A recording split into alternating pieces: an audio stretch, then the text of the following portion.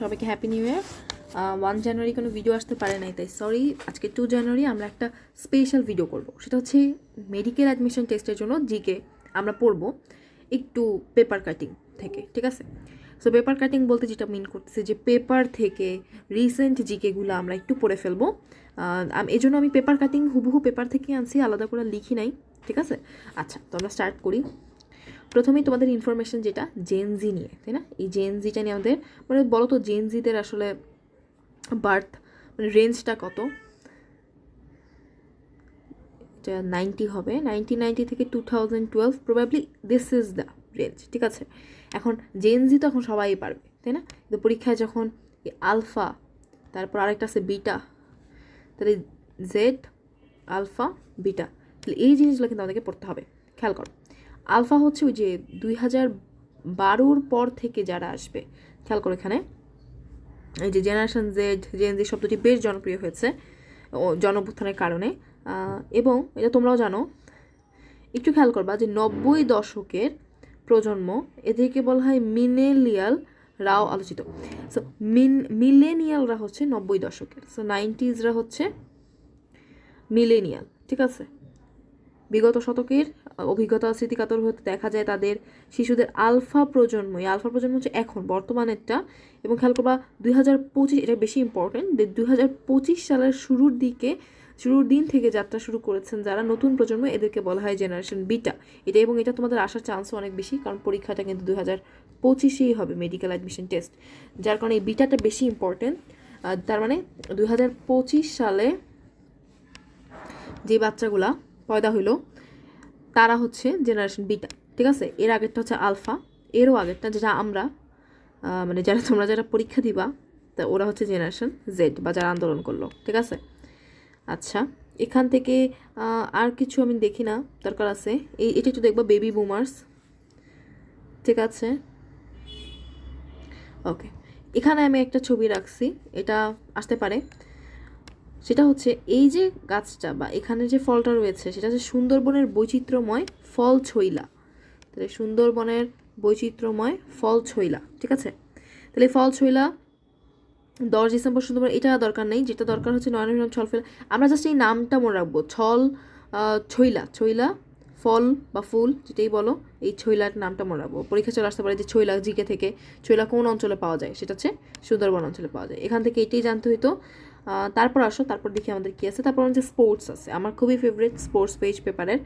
So দেখা যাক কী হয়। মানে এটা হচ্ছে সম্ভাব্য কোনো জিনিস আমি পেপার থেকে কাট করে এখানে আনতে চাই নাই, স্টিল আমি আনছি। তোমরা সবাই নাজমুল হাসান শান্তকে চিনো। এখন নাজমুল হাসান শান্ত হচ্ছে কি ক্যাপ্টেন, অধিনায়ক। দেখো তো কোথাকার, টেস্টের, ওয়ানডের, টি20 সব জায়গারই ক্যাপ্টেন হচ্ছে নাজমুল হাসান শান্ত। কিন্তু এই যে সম্ভাব্য অধিনায়ক লিটন, এটা হতে পারে, এটা ওরা ধারণা করতেছে। এই যে টি20 দলের দায়িত্ব পেতে পারেন লিটনের এবার পারফরমেন্স খুব ভালো ছিল। নাজমুল হাসান মানে মোটামুটি খেলছে, তোমরা জানো। সো এই জন্য আর কি সব কিছু মিলে লিটনকে চয়েস করা যেতে পারে, এটা একটা সম্ভাব্য। কিন্তু তোমাদের যেটার জন্য আমি রাখলাম যে তোমাদের এই জিনিসটা কিন্তু ইম্পর্টেন্ট, যে নাজমুলই থাকতেছে টেস্ট আর ওয়ানডে ক্রিকেটে, ঠিক আছে? এটা ইম্পর্টেন্ট, এখান থেকে আর কিছু লাগবে না। তারপর একটু দেখি বিসিবি, এই জিনিসগুলো তো দরকার নাই। যেটা দরকার বা যেটা আমি রাখছি সেটা হচ্ছে, তোমরা এই নামটা একটু দেখতে পারো। তোমরা এটা ইতিমধ্যে সবাই জানো যে যুব ক্রীড়া উপদেষ্টা হচ্ছে আসিফ মাহমুদ সজীব ভুইয়া। এটা তো মানে যতটা স্টার দেওয়া যায় ততটাই, কিন্তু এরপরেও যদি একটু এক্সট্রা পড়তে চাও সেটা হচ্ছে যে তার প্রেস সচিবের নামটা মাহফুজুল আলম, ঠিক আছে? এটা মনে রাখতে পারো। আর তোমরা এটা মাথায় রাখবা মাস্ট, যে 30 ডিসেম্বর ফরচুন বরিশাল ও দুর্বার রাজশাহীর ম্যাচ দিয়ে শুরু করে এবারের বিপিএল, ঠিক আছে? তো এবারের বিপিএলটা খুবই ইম্পর্টেন্ট। আমার মনে হয় বিপিএল থেকে এবার কোশ্চেন আসতে পারে, কারণ এটা জুলাই বিপ্লবে আন্দোলনের সাথে রিলেটেড। এটার মাস্কটটা কি তোমরা জানো? মাস্কটটা হচ্ছে ডানা 36 কেন? কারণ 36 জুলাই আমাদের স্বাধীনতা, দ্বিতীয়বার স্বাধীনতা আমরা লাভ করেছি। আচ্ছা, এখন বিপিএলের ইয়াটাও জানতে হবে, থিম সং। আমার কারেন্টলি মনে নাই, এলো এলো এরকম একটা গান, যাই হোক। এবং এই বিপিএলের গানের লিরিক্স কিন্তু কিছুটা আমাদের প্রধান উপদেষ্টা ডক্টর মোহাম্মদ ইউনূস লিখেছেন। সো এখন যেটা তোমার জানতে হবে যে এই যে বিপিএল খেলা কিন্তু শুরু হয়ে গেছে। ফরচুন বরিশাল বরাবরই আমার ফেভারিট টিম, এবং ফরচুন বরিশাল সেই কাপায় খেলতেছে। এবং ফার্স্ট ম্যাচে কিন্তু ফরচুন বরিশাল ভার্সাস দুর্বার রাজশাহীর মধ্যে ফরচুন বরিশালে কিন্তু জিতছে। তোমরা ম্যাচটা দেখো। Mahmudullah Riyad man of the match হয়েছে প্রবাবলি, উনি অনেক ভালো খেলছে, ঠিক আছে? আর তামিম ইকবাল তো ওইখানের অধিনায়ক, কী বলবো ফরচুন বরিশালের। তো এই খেলাটা হচ্ছে 30 ডিসেম্বর। আমার মনে হয় না ডেটটা খুব টাফ, 30 ডিসেম্বর বছরের একদম লাস্টের আগের দিনটা, ঠিক আছে। তাহলে এখানে এবং কাজের মধ্যে ম্যাচটা হলো তো বললামই দুর্বার রাজশাহী এবং ফরচুন বরিশাল। এবং মাথায় আরও রাখতে হবে যে ফরচুন বরিশাল কিন্তু আগের সাবেক চ্যাম্পিয়ন, দেখা যাক এবারও চ্যাম্পিয়ন হয় কি না। আচ্ছা, আরেকটা জিনিস এখানে আমি রাখছি, সেটা হচ্ছে কি যে কোথায় গেল,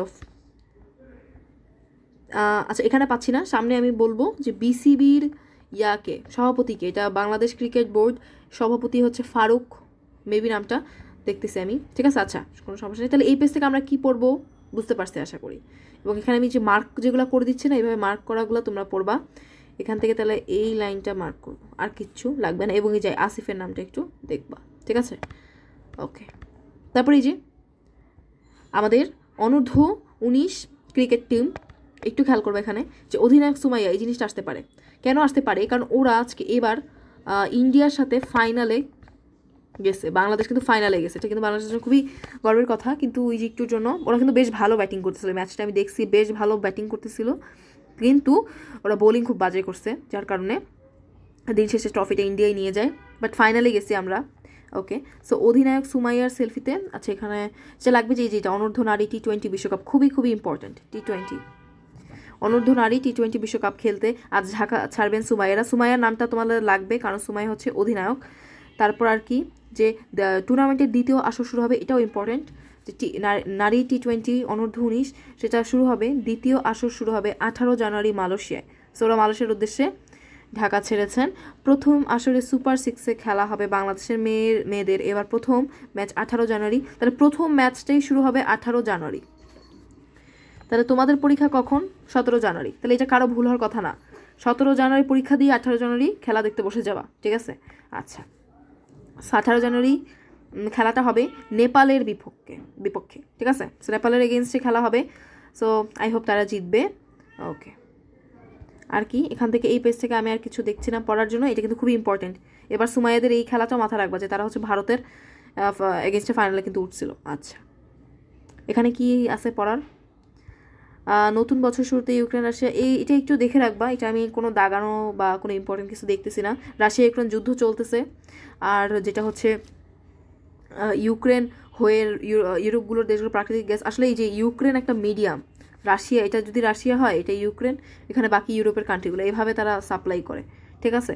কিন্তু এখন দেখো যুদ্ধের জন্য কি হলো যে ইউক্রেন হয়ে ইউরোপের দেশগুলো প্রাকৃতিক গ্যাস রপ্তানি বন্ধ হয়ে গেল। এই গ্যাসগুলোর পরিবহন সংক্রান্ত চুক্তির মেয়াদ বুধবার শেষ হয়, এই কয়েক ঘন্টার মধ্যেই বন্ধ হয়ে যায় রপ্তানি। তো মানে এই ইউক্রেনের উপর দিয়ে যেতে দিবে না, ঠিক আছে, ওকে একটু দেখবা, ঠিক আছে, এত ইম্পর্টেন্ট না। এবার আসলে আন্তর্জাতিক, তোমাদের তো এবার আন্তর্জাতিকও আছে, সো আমাদের সবই পড়তে হবে, ঠিক আছে। তাহলে এই জিনিসটা আসতে পারে যে যুদ্ধের সময় জন্ম এবং যুদ্ধের মধ্যেই মৃত্যু হয়েছে এমন কিছু শিশু 238 সংখ্যাটা জাস্ট দেখে রাখলা, জাস্ট আমার সাথে পড়লা 238, ঠিক আছে, ওকে ঠিক আছে। আচ্ছা ইসরায়েলি আগ্রাসনের জন্য এই বাচ্চাগুলার এরকম প্রাণ দিতে হলো। এখান থেকে এই জিনিসটা লাগবে যে এই যে সিরিয়া নববর্ষ উদযাপন তারা করতেছে, কিন্তু একটু খেয়াল করবা সিরিয়ার প্রেসিডেন্ট বাশার আল আসাদ, এটার জন্য রাখছি যে সিরিয়ার প্রেসিডেন্ট বাশার আল আসাদ এর পতন হয়েছে, তোমরা সবাই জানো সরকার পতন, এই পতনটা হয়েছে 8 ডিসেম্বর 24, একদম রিসেন্ট ঘটনা, এটা আসার চান্স অনেক বেশি যেহেতু আন্তর্জাতিক অ্যাড হয়ে গেছে।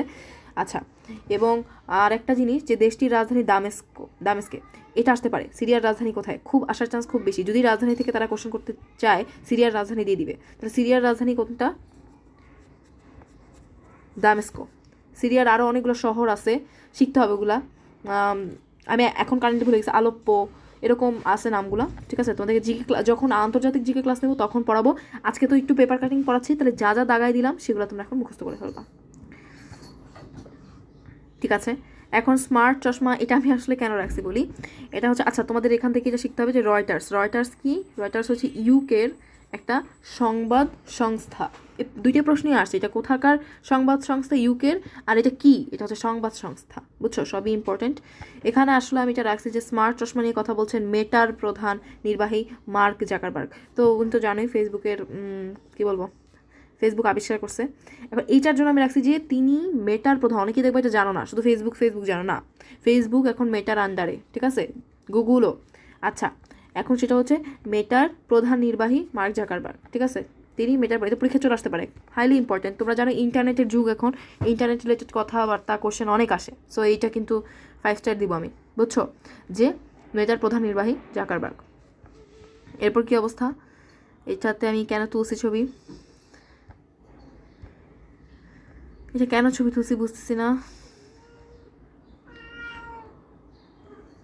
আচ্ছা, এই ছবিটা ঘোলা উঠছে, ঠিক আছে, এটা আমি কেটে দিচ্ছি। আমাদের যে ছবিটা লাগবে সেটা হচ্ছে এই যে এইটা, এটা খুবই ইম্পর্ট্যান্ট। আমি এখানে দেখো ছবিটা, এখানে এখানে ছবিটা ছিল, ছবিটা থাকলে বেটার হইতো, সমস্যা নেই। এখানে দেখো একটা ইম্পর্ট্যান্ট জিনিস, যে এই যে হেলথ কার্ড, হেলথ কার্ড কি বলো তো?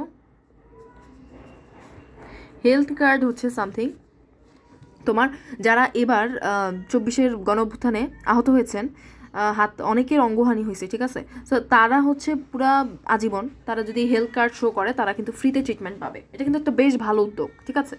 সো এই তারা হচ্ছে হেলথ কার্ড তুলে দিছে ডক্টর মোহাম্মদ ইউনূস প্রধান উপদেষ্টা। কাদেরকে তুলে দিছে এটা খুব ইম্পর্টেন্ট, সবচেয়ে শুরুতে কাদেরকে দিয়ে উদ্বোধনী করেছে, অনেকেই আহত হয়েছে কিন্তু প্রথমে উদ্বোধনী করা হলো কাকে দিয়ে, একটু খেয়াল করো, বাঁকা হয়ে গেছে, তোমরা আশা করি বুঝতে পারবা। যে নরসিংদী ইউনাইটেড কলেজের শিক্ষার্থী ইফাত হোসেন, ঢাকা বিশ্ববিদ্যালয়ের দুর্যোগ ব্যবস্থাপনা বিভাগের শিক্ষার্থী ইসরাত হোসেন, ঠিক আছে, মনে থাকবে নামগুলা, নামগুলা খুব ইজি, ইফাত ইসরাত, মিল আছে কিন্তু, ইফাত ইসরাত, এই দুজনকে কিন্তু তুলে দিছে। ইফাত হচ্ছে নরসিংদী ইউনাইটেড কলেজের শিক্ষার্থী, আর ইসরাত তো ঢাবির, ঠিক আছে। তাহলে তাদেরকে কি তুলে দিছে? হেলথ কার্ড, ওকে। এটা আমার মনে হয় 1 জানুয়ারি তুলে দিছে, কারণ আজকে তো 2 জানুয়ারি, 2 জানুয়ারি পেপার থেকে এটা আনছি আমি, সো 1 জানুয়ারিতে এই কাজটা, মানে বছরের শুরুতেই একটা খুব দারুণ একটা উদ্যোগ নিল, ঠিক আছে। এটা দেখতে পারো যে দৃষ্টিশক্তি হারিয়েছেন ইফাত হোসেন, আর ইসরাত হোসেনের গুরুতর আহত হন তিনি 15 জানুয়ারি। তাহলে এখানেও বেশি একটু জানতে চাইলে তোমরা জানতে পারো যে ইফাত হচ্ছে 19 জুলাই আর 15 জুলাই হচ্ছে ইসরাত, ঠিক আছে, একটু একটু দেখে রাখবা। আচ্ছা, এটা হচ্ছে খেলোয়াড়দের পেজ, একটু দেখো, এই যে মনন রেজা বা জাতীয় দাবা চ্যাম্পিয়ন, আমাদের দাবারু, সেরা দাবারু বাংলাদেশে হচ্ছে নিয়াজ মোর্শেদ, নিয়াজ মোর্শেদ। তো তিনি তো আসলে কি সিনিয়র ক্যাটাগরির, এই মনন রেজা কিন্তু বাচ্চা মানুষ, ও হচ্ছে শিশু ক্যাটাগরির। তো দেখো মনন রেজা কি বলবো, জাতীয় দাবা চ্যাম্পিয়ন, খুবই খুবই ইম্পর্টেন্ট, মনন রেজার কথাবার্তাগুলো আসবে। তোমার এই যে ফিদে মাস্টার, মনন রেজা ফিদে মাস্টার থেকে আন্তর্জাতিক মাস্টার হয়েছে, খুবই ইম্পর্টেন্ট, ঠিক আছে। তাহলে ওর কিন্তু গ্র্যান্ড মাস্টার হওয়ার চেষ্টা করে, আমাদের নিয়াজ মোর্শেদ হচ্ছে গ্র্যান্ড মাস্টার, আর মনন রেজা গ্র্যান্ড মাস্টার হওয়ার চেষ্টা করে যাবে, ঠিক আছে। এই কথাগুলো কিন্তু জানতে হবে। আচ্ছা, তারপর এই নামগুলো লাগবে। জাতীয় হকি দলের ফরওয়ার্ড হচ্ছে রাকিবুল হাসান, একটু নামগুলো দেখবা, মনন রেজাটা মাস্ট লাগবে। সামিউল জাতীয় সাঁতার চ্যাম্পিয়ন, খুবই ইম্পর্টেন্ট, এবং মিল আছে সামিউলের সাঁতারের সাগর ইসলাম প্যারিস অলিম্পিক খেলা আর্চার, খুবই ইম্পর্টেন্ট। এই প্যারিস অলিম্পিক তোমাদের কত ইম্পর্টেন্ট বলো তো? 100 star important. Paris Olympic related কথাবার্তা খুবই ইম্পর্টেন্ট, কারণ ডক্টর মোহাম্মদ ইউনূস সেখানে উপস্থিত ছিলেন। এবং আরও বেশি ইম্পর্টেন্ট যেটা হচ্ছে বাংলাদেশ থেকে প্যারিস অলিম্পিকে কে কে গেল, 5 জন গিয়েছে প্রবাবলি, সো এর মধ্যে সাগর ইসলাম হচ্ছে একজন, ঠিক আছে, প্যাস লাগাবা না, এটা সামিউল, এটা সাগর, ঠিক আছে। তো প্যারিস অলিম্পিক খেলা আর্চার, ঠিক আছে। এখান থেকে কিছু লাগবে না। আর এখানে কি মাহফুজুর রহমান হচ্ছে জাতীয় দলের অ্যাথলেট, নামটা একটু দেখে রাখবা। তাহলে এখান থেকে আমি ইম্পর্টেন্স কাদের দিব বলো তো? এই তিনটা একদম দেখে রাখবা, ঠিক আছে। আচ্ছা, এই যে এটা আমি দিলাম এই জন্য, বাংলাদেশ ক্রিকেট দল বিসিবির অধিনায়ককে নাজমুল হাসান শান্ত। আচ্ছা, এটা লাগবে মিতুল মার্মা জাতীয় ফুটবল দলের গোলকিপার, এটা আরও বেশি ইম্পর্টেন্ট। ক্ষুদ্র নিগোষ্ঠী নিয়ে অনেক কথা হইতেছে, আর এখানে মিতুল মার্মা একজন ক্ষুদ্র নিগোষ্ঠী হয়ে বাংলাদেশ জাতীয় ফুটবল দলের গোলকিপার হয়ে গেছে, ঠিক আছে। এটা পুরুষদের গোলকিপার। আমার তো মানে সব নারীদের সব কিছু মুখস্থ, ওরা এত ভালো করতেছে, আমি ছেলেটা জানতাম না। সো মিতুল মার্মা, এটা কিন্তু মনে রাখবা, ঠিক আছে। মিতুল মার্মা হচ্ছে জাতীয় ফুটবল দলের গোলকিপার, খুবই খুবই ইম্পর্টেন্ট, ঠিক আছে, দুইটাই ইম্পর্টেন্ট। এরপর আসো, এটা তো মানে ঋতুপর্ণা চাকমাকে তোমরা সবাই চিনো, তিনি তো এবার কী হলো বলো তো, সেরা খেলোয়াড় হয়েছে, সেরা খেলা, এটা প্রশ্ন দিয়ে দিতে পারে যে এবার নারী সাফের সেরা খেলোয়াড়কে ঋতুপর্ণা, আর সেরা গোলকিপার হচ্ছে রূপনা চাকমা, প্যাচ লাগানো যাবে না, ঠিক আছে, ওকে। আচ্ছা, এই যে বিশ্বের জনসংখ্যা এখন 809 কোটি, এটা আমি দিছি, এটা আসার চান্স আছে, 809 কোটি, এবং সবচেয়ে বেশি মানুষ ভারতে। এটা অনেকেই জানো না, খালি চিন চিন করো না, ভারতে এখন বেশি। ঠিক আছে, তাহলে এই যে এই জিনিসটা পড়বা। তারপর দেখি ইসরায়েলের হুঁশিয়ারি। আচ্ছা, এখানে এটা কেন দিলাম, আচ্ছা হুতিদের প্রতি হুঁশিয়ারি দেন। আচ্ছা, এই জিনিসটা ইম্পর্টেন্ট যে ইসরায়েলের রাষ্ট্রদূত ড্যানি ডেনন, তো নামে অনেক মিল আছে, ড্যানি ডেনন। এই ড্যানি ডেনন হচ্ছে ইসরায়েলের রাষ্ট্রদূত, খুবই ইম্পর্টেন্ট। দেখো দূত, দূত, ড্যানি ডেনন, সব ডি দিয়ে, তাইলে মনে রাখবো এভাবে। ঠিক আছে, রাষ্ট্রদূত ইসরায়েলের। আচ্ছা, এখান থেকে আর কিছু লাগবে না, এই জিনিসটা দাগায় রাখছি আমি। এটা হচ্ছে যে 2023 সালে 7 অক্টোবর ইসরায়েলের হামলা চালায় ফিলিস্তিন স্বাধীনতা হামাস। তাহলে এই যে হামাস, হামাস একটা কি প্রতিষ্ঠান, পরীক্ষা দিয়ে দিবে, সেটা হচ্ছে ফিলিস্তিনের স্বাধীনতাকামী সংগঠন। এই হামাসের প্রধানকে কিন্তু হিজবুল্লাহ মনে হয় মেবি, তাকে কিন্তু মেরে ফেলছে। ঠিক আছে, আচ্ছা আমরা আসতেছি, ওগুলো আমার আজকে পেপার কাটিংয়ে আছে। 2023 সালের 7 অক্টোবর ইসরায়েলে হামলা চালায়।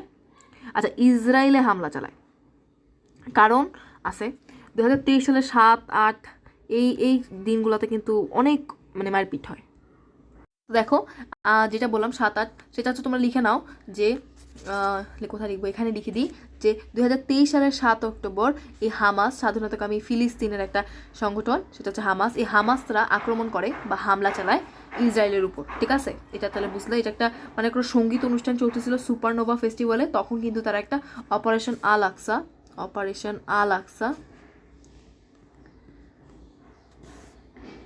ফ্লাড অপারেশন আল আকসা ফ্লাড চালায়। ঠিক আছে, তাহলে অপারেশন আল আকসা ফ্লাড এটা হচ্ছে চালায়, তারা হচ্ছে কারা, ফিলিস্তিনিরা চালায় ইসরায়েলের উপরে। ঠিক আছে, তাহলে কি ইসরায়েল বসে থাকবে বলো? ওরা একটা হামলা চালাইছে, ওরা বসে থাকবে না। ঠিক তার পরের দিনই 8 অক্টোবর 2023 সালে ইসরায়েলেরা পাল্টা তাদের এই হামলার প্রেক্ষাপটে তারা পাল্টা একটা আয়রন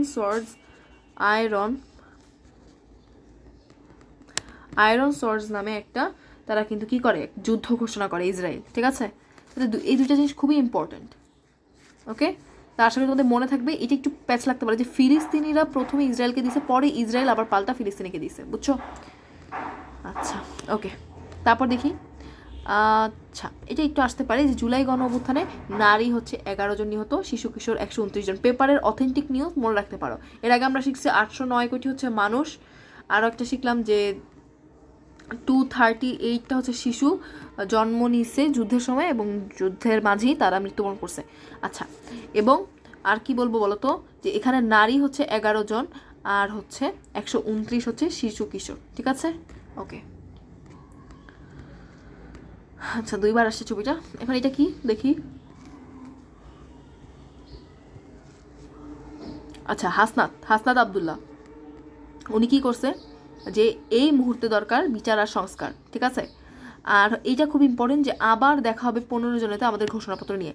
তোমাদের খুবই ইম্পর্টেন্ট আরেকটা এমসিকিউ যে 31 ডিসেম্বর 24 বিদায়ী বছর, এই ডেটটা আমাদেরকে মাথায় রাখতে হবে, বিদায় দিন, যে এই ডেটে কিন্তু ঘোষণাপত্র প্রকাশ করা হয়। এবং মার্চ ফর ইউনিটি কিন্তু 31 ডিসেম্বর। ঠিক আছে, তাহলে এটা কিন্তু জানতে হবে, মার্চ ফর ইউনিটি হচ্ছে 31 ডিসেম্বর। ঠিক আছে, তাহলে এবং হাসনাত আব্দুল্লাহ আবার বলে যে 15 জানুয়ারিতে ঘোষণাপত্র নিয়ে আবার দেখা হবে। তাহলে 15 জানুয়ারি এই ডেটটাও ভালো। কেন ভালো বলো তো? 17 জানুয়ারি আমাদের একটা এক্সাম আছে, এর 2 দিন আগে। আর 18 জানুয়ারি কি ছিল আমাকে বলো তো, তোমাদের মনে আছে? 18 জানুয়ারি হচ্ছে সুমাইয়াদের খেলা ছিল, মানে ওই যে অনূর্ধ্ব 19দের ক্রিকেটের ফার্স্ট ম্যাচ ছিল। ঠিক আছে, তাহলে এটা একটু দেখবা 15 জানুয়ারি, আর এখান থেকে আর কিছু লাগবে না। আর আমি যেটা বললাম মার্চ ফর ইউনিটি, সেটা 31 ডিসেম্বর। এই যে মার্চ ফর ইউনিটি সমাবেশে বক্তব্য দেন সার্জিস আলম গতকাল কেন্দ্রীয় শহীদ মিনারে। তাহলে মার্চ ফর ইউনিটিটা কোথায় বলো তো? 31 ডিসেম্বর। এটাই সবচেয়ে বেশি ইম্পর্টেন্ট। ঠিক আছে, আচ্ছা, এখানে একটু দাগানো আছে যে সাধারণ সম্পাদক ওবায়দুল কাদের কিভাবে নিরাপদে দেশ ত্যাগ করেন। হ্যাঁ, উনি কিন্তু দেশ ত্যাগ করছে, তোমরা জানো। যে জুলাই অভ্যুত্থানে শহীদ আহত ব্যক্তিদের বিপ্লবী যোদ্ধা বলে স্বীকৃতি দেওয়ার দাবি জানান। দেখো, বিপ্লবী যোদ্ধা এটা আসলে কার কথা? এটা আমার যতদূর মনে পড়ে শহীদ মীর মুগ্ধর বাবা, তাকে সমাবেশে আমন্ত্রণ জানানো হয়েছিল এবং তিনি কিন্তু বিপ্লবী যোদ্ধা কথাটা উল্লেখ করেন, এটা একটু মাথা রাখবা। আর বৈষম্য বিরোধী আন্দোলনের গুলিবিদ্ধ চেহারা বিকৃত হয়ে যায় খোকন চন্দ্র বর্মনের। তোমরা কি খোকন চন্দ্র বর্মনকে দেখছো? তার চেহারা কিন্তু বিকৃত হয়ে গেছে, কারণ পুলিশ ডিরেক্ট তার মুখে গুলি ছুটছে। তো এই খোকন চন্দ্র বর্মন, এই নামটা আমার মনে হয় ইম্পর্টেন্ট, খোকন চন্দ্র বর্মন। আচ্ছা, মাথা রাখবা। আচ্ছা, আর কি? আর 19 জুলাই দুবাই যে প্রবাসীরা শ্রমিকরা আন্দোলন করেছিল তাদের একজন শরীফ। আচ্ছা, তাহলে আমাদের মাথায় রাখতে হবে 19 জুলাই কিন্তু প্রবাসীরা আন্দোলন করে, ঠিক আছে, প্রবাসে বসেই, ঠিক আছে, প্রবাসী শ্রমিকরা। এবং 19 জুলাই আরেকটা ইম্পর্টেন্ট ডেট, এখানে কিন্তু তোমার 19 জুলাই 9 দফা দাবি ঘোষণা করে, ঠিক আছে, 9 দফা দাবি ঘোষণা করে, ঠিক আছে। আচ্ছা, তো তোমাদের জন্য এগুলো কিন্তু খুবই ইম্পর্টেন্ট, বারবার বলতেছি, একটু দেখে রাখবা। 9 দফা দাবি 19 জুলাই, ঠিক আছে, ওকে।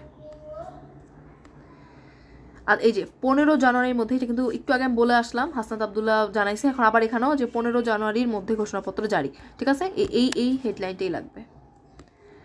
তারপর আমরা দেখি ইম্পর্টেন্ট, এগুলো খুবই ইম্পর্টেন্ট, ঠিক আছে। এবার আমার স্পোর্টস দেখলাম অনেক অনেক বেশি কি বলবো হাইলাইটস আসছে। আচ্ছা, মেলবোর্ন তোমরা জানো স্টেডিয়াম আছে অস্ট্রেলিয়ার, ওপেনিং টেনিস হবে সেখানে মেলবোর্ন, এটা দরকার নাই, দরকার যেটা যে এই যেটা দরকার অনূর্ধ্ব, এটা আমরা আগেই শিখে আসছি যে অনূর্ধ্ব নারী বিশ্বকাপ ক্রিকেট হবে। কোথায় হবে দেখো, 18 জানুয়ারি মালয়েশিয়াতে হবে, এটা ইম্পর্টেন্ট। এবং এটার ক্যাপ্টেনকে সুমাইয়া। আরও ইম্পর্টেন্ট কথা আছে, সেটা হচ্ছে 18 জানুয়ারি খেলা শুরু, তোমরা এটা সবাই পারবা আমি জানি, ঠিক আছে, এটা ইজি। আইসিসি ট্রফি উন্মোচন, আইসিসি চ্যাম্পিয়ন্স ট্রফি, আচ্ছা এটা দেখবা একটু, 19 ফেব্রুয়ারি। আইপিএল দরকার নেই আসলে, আইপিএল তো ইন্ডিয়ার আমার মনে হয় না কোনো কিছু দরকার আছে। আচ্ছা, উয়েফা চ্যাম্পিয়ন্স লিগ ফাইনাল, এত কিছু দরকার নাই। ফিফা ক্লাব বিশ্বকাপ, এটা একটু দেখবা। টেনিস মেয়েদের ইউরো, দরকার নাই আসলে। বিশ্ব চ্যাম্পিয়নশিপ সাঁতার, আমাদের সাঁতার ছিল সামিউল, সেরা সাঁতার বাংলাদেশে, সেরা সাঁতারু। আচ্ছা, অনূর্ধ্ব 20, এটা ছেলেদের। মেয়েদের ওয়ানডে বিশ্বকাপ দেখতে পারো একটু, ভারতে হবে খেলাটা, এটা একটু দেখতে পারো, এটা একটু দেখতে পারো। মেয়েদের ওয়ানডে বিশ্বকাপ মানে কি বলতো, এই খেলাটা কে খেলবে? ইয়ারা খেলবে, নিগার সুলতানা জ্যোতি হচ্ছে যে অধিনায়ক বাংলাদেশের, কি বলবো, বিসিবির, মেয়েদের বিসিবি, ঠিক আছে। মেয়েদের ওয়ানডে বিশ্বকাপ হচ্ছে সেপ্টেম্বর অক্টোবর, ভারতে, একটু খেয়াল রাখবা, ইন্ডিয়াতে খেলাটা হবে। অনূর্ধ্ব 17 বিশ্বকাপ, আর কিছু দরকার নেই। আচ্ছা, এখানে কি অবস্থা? আইসিসি চ্যাম্পিয়ন্স ট্রফি, এটা একটু দেখতে পারো, ফেব্রুয়ারি মার্চ, ঠিক আছে। আচ্ছা, এবার আসো, এই যে খেয়াল করো এখানে কি একটু দেখি যে 31 ডিসেম্বর, খেয়াল করো 31 ডিসেম্বর ঘোষণাপত্র দেওয়া হবে, জুলাই বিপ্লবের ঘোষণাপত্র দেওয়া হবে। এটাই পরীক্ষায় দিয়ে দিবে যে কখন তোমার জুলাই বিপ্লবের দেওয়া হয়েছে, ঘোষণাপত্র দেওয়া হয়েছে, কোথায় দেওয়া হয়েছে, কেন্দ্রীয় শহীদ মিনারে, ওখানে কি ছিল, মার্চ ফর ইউনিটি, ঠিক আছে। তো এই জিনিসগুলো কিন্তু ইম্পর্টেন্ট, যে 31 ডিসেম্বর জুলাই বিপ্লবের ঘোষণাপত্র, এবং ডেটটা খুব ইজি, তাই না? আচ্ছা, তারপর আসো, এই যে প্রেস উইংয়ের ব্রিফিংয়ে 4.5 ঘন্টা পর 15টার দিকে ছাত্র সম্মেলন জানায় 31 ডিসেম্বর বিকেলে কেন্দ্রীয় শহীদ মিনারে মার্চ ফর ইউনিটি নামের কর্মসূচি। দেখছো, মার্চ ফর ইউনিটি খুবই খুবই ইম্পর্টেন্ট, এটা একদম 3 স্টার। তোমাদের একদম সহজ, এটা আসলে মার্চ অনেকগুলো আছে, লং মার্চ টু ঢাকা, অনেক কিছু আছে। Long march to Dhaka 3 August probably, নাকি 4 অগস্ট, আমি মনে করতে পারি না, আমি জুলাই ক্লাস নিব, যাই হোক। তা এখন যেটা মাথায় রাখবা যে 31 ডিসেম্বর আমার হচ্ছে লং মার্চ টু ইউনিটি, ঠিক আছে। আন্দোলন শেষ, এখন আমরা সবাই ইউনাইটেড, তাই না, ইউনিটি, তাই ওই ইউনিটি থেকে তোমরা মাথায় রাখবা যে আন্দোলনের পরে 31 December long march to unity, ঠিক আছে। কার্যক্রম শুরু হয় 4টায়, খুব কঠিন কোশ্চেন করতে হলে এগুলো দিতে পারে, তোমরা জাস্ট পড়ে রাখবা। আচ্ছা, আলভির বাবা, আলভি কিন্তু শহীদ আলভি, আমার মনে হয় এটা ক্লাস 9-এর ওই ছেলেটা, ঠিক আছে, যার লাশে পুলিশ আবার গুলি করে। আচ্ছা, আবার কানা, এটা একটু দেখবা। এখানে যেটা বললাম যে মীর মুগ্ধ মোস্তাফিজুর রহমান, তার বাবা কিন্তু ওই যে জুলাই বিপ্লব সেটার কথা বলছে, জুলাই বিপ্লব না, বিপ্লবী যোদ্ধা, তাদেরকে বিপ্লবী যোদ্ধা হিসেবে স্বীকৃতি দিতে বলেছে। ওকে, আর কি দেখি একটু, এটা কি যে মার্চ ফর ইউনিটি একটু আগে আমি পড়াইছি, এটাকে আবার দিল নাকি, সেম পিক, ওকে। তাহলে এটা কি দেখি তো, গণ অভ্যুত্থানে নিহত 858, এটা লাগবে, ঠিক আছে। তোমরা কিন্তু অ্যাটলিস্ট নিহতদের প্রতি রেসপেক্ট দিয়ে হইলে এটা মানে এটা তো মুখস্থ করাই উচিত, 858, ঠিক আছে। কারা কারা শহীদ হইলো সবার নাম মুখস্থ করবা। আচ্ছা ঠিক আছে, তারপর আসো। আচ্ছা আবার নিহত 1013। আচ্ছা, গণঅভ্যুত্থানে নিহত 858, আর এখানে ছাত্র জনতার আন্দোলনকে কেন্দ্র করে, আচ্ছা ওখানে অভ্যুত্থানে ডিরেক্ট 858 আর এমনিতে সব কিছু মিলে 1013। তো বুঝে আনসার করবা, ঠিক আছে? 1013টা মনে রাখাটা বেশি গুরুত্বপূর্ণ। 1013 দেখছো, 1000-এর বেশি মানুষ মারা গেছে, ঠিক আছে? তাহলে এই প্রথম লাইনটা ইম্পর্টেন্ট, যে বৈষম্য আন্দোলনে জুলাই আগস্টের আন্দোলনকে কেন্দ্র করে সারা দেশে এখনো 1013 জন মারা গেছেন, এছাড়া আহত হয়েছেন 30,000-এর বেশি মানুষ।